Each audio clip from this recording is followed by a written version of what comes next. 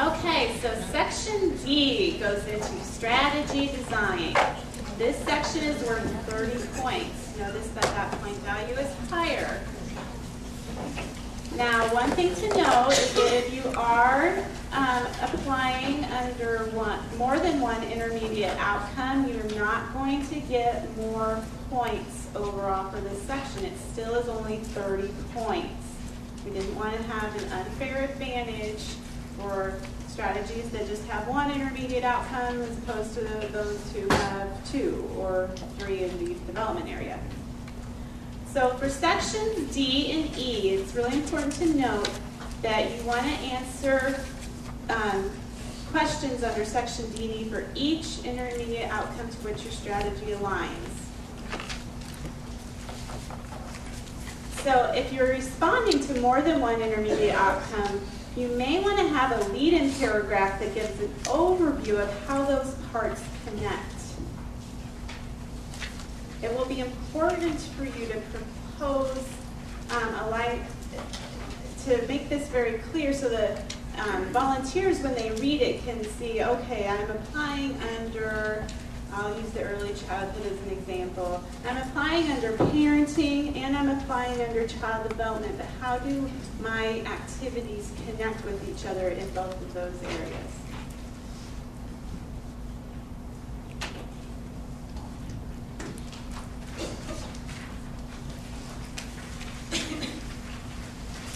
So this kind of provides just a brief description of what we mean. So you have, in the youth development, for example, you have an intermediate outcome, leading. So you'll answer questions, under leading, you'll answer questions D1 through D7, and then E1 and E3.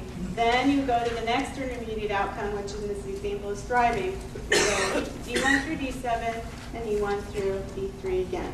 Does that make sense? You can use headers to help distinguish those differences.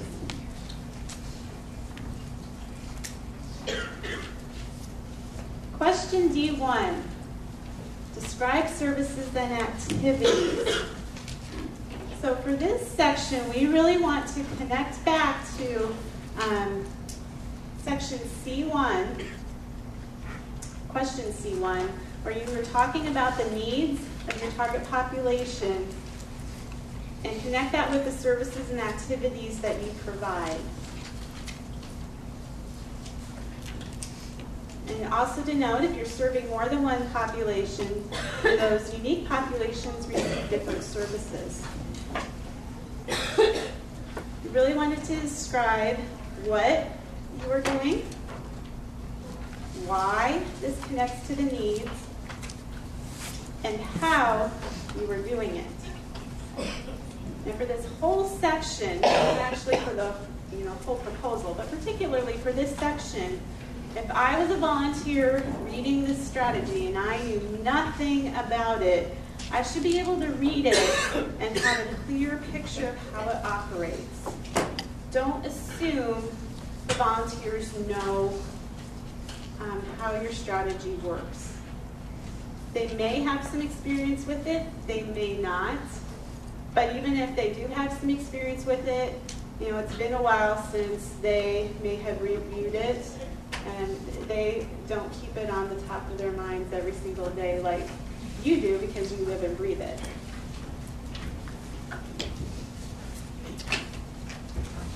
So, Young Parents Network, EULA, provided us with a nice example. Now, this example is shorter than what would be in the content. We can't fit all of it on one slide, but just to kind of illustrate what we mean, they're talking about their in-home visitation services. They would provide a length of description about that. In this case, then we're also looking at their weekly group meetings. They're describing Bright Futures provides weekly group meetings that include education and support for young adults who are pregnant or parenting a young child. Each meeting provides a light meal, on-site childcare with age-appropriate learning activities, parent-child activity time, and parenting discussion groups. Transportation is provided as needed. They provided some description. And then here's where connecting what the needs of the population are to their services, and I underlined it to help just highlight that. Providing a meal, childcare, and transportation reduces some of the barriers that would otherwise prevent participants from attending group. The parent-child activity times allows opportunity for parents to implement parenting skills that they learn. So it provides them an opportunity to practice if they need assistance with. And they would have discussed that in the C section. And then discussion groups provide the education to parents as well as an informal support structure. So again, they would have addressed that parents are needing some specific education, and they're also needing a support group when they're describing their client needs, and now they're connecting back to it in their strategy design.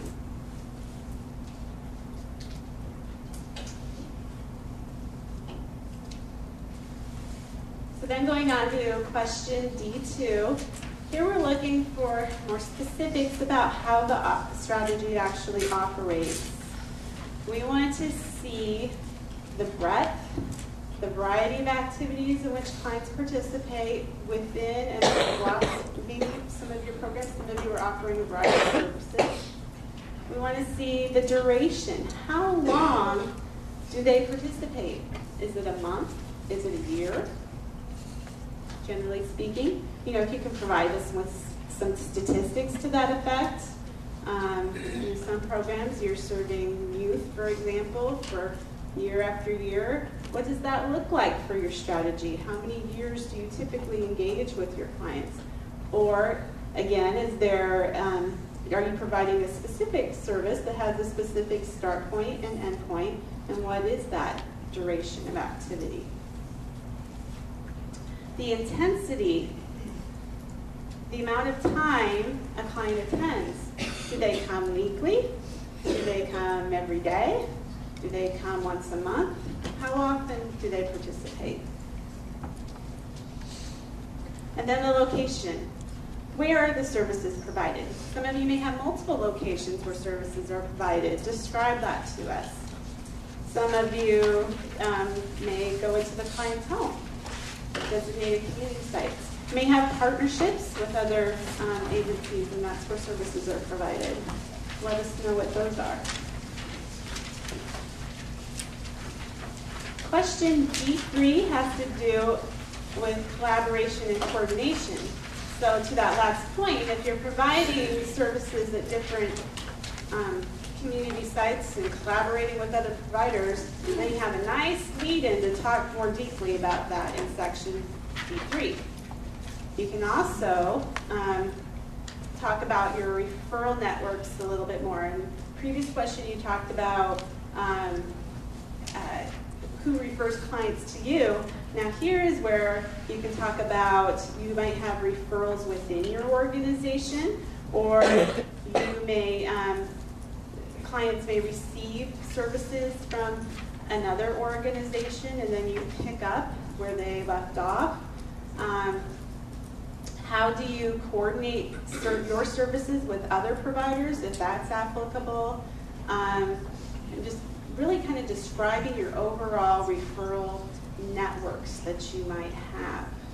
So we kind of want to see how you're connecting within your organization and with other providers so that your clients have to understand that whole entire picture of how your clients are getting services to the best of your knowledge. One other thing that you can consider with this is, what prompts a referral also for your clients. And then, question D4 has to do with staffing.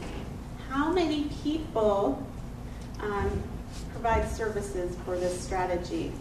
Now, this is not limited to the number of FTEs that you might be requesting funds to support, because we want to see the overall picture of what that looks like.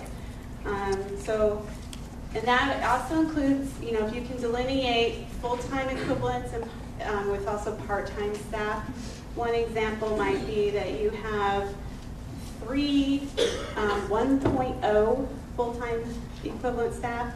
You might have 2.8 full-time equivalent staff, and you might have 3.5 full-time equivalent staff that provide the support to the strategy.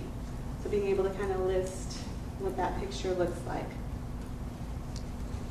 Then talk about their roles. What do they do? And then also talking about their qualifications. For this, we do not want to see resumes of folks, but we want to see what a general description of their qualifications. So if you were advertising in the Gazette for the position, what are some of those predominant qualifications that you would be looking for those positions?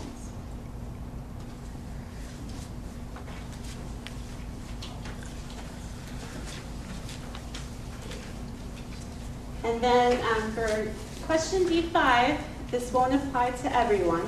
That's okay. But if you do use volunteers to support your strategy, this gives you the opportunity to describe how those volunteers play a role. What are their roles? How many do you use? And how regularly do they participate? We have an example here from Cedar County Volunteer Transportation. As some background, they provide personalized transportation for frail adults in Cedar County who need rides to medical appointments within the county and to hospitals and clinics in Iowa City, Cedar Rapids, and Davenport. So what is the role? The role is to transport the elderly to the destination, to provide physical assistance with a wheelchair, and help the rider navigate through the medical facility. They have 53 volunteers. Their participation varies depending on the volunteer interest. Some do it daily, others transport once a month.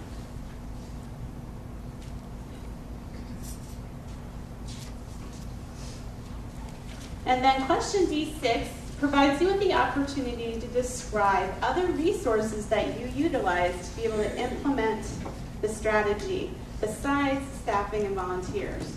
So this gives you the opportunity to talk about what some of you may know as inputs, other inputs that might go into your strategy, such as equipment, space, in-kind kind of support, all of those types of things that help you to actually implement that strategy.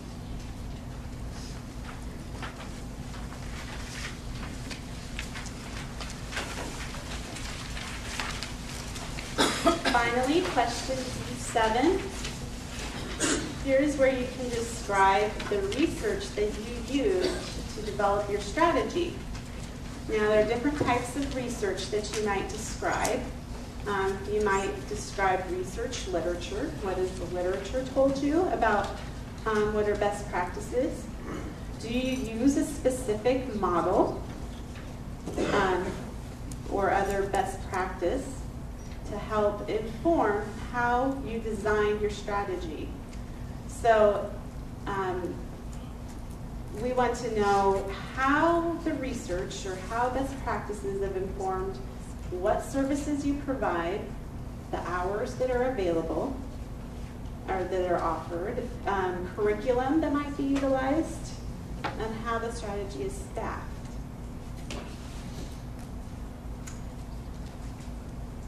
How has what you know supported why your program is designed the way it is? That's really what we're getting at with this question.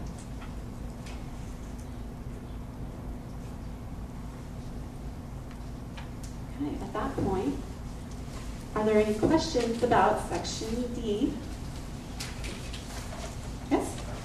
So when we're talking about staffing, describing staff members devoted to that strategy, and what about, we're not describing the overall administrator for the organization, those kinds of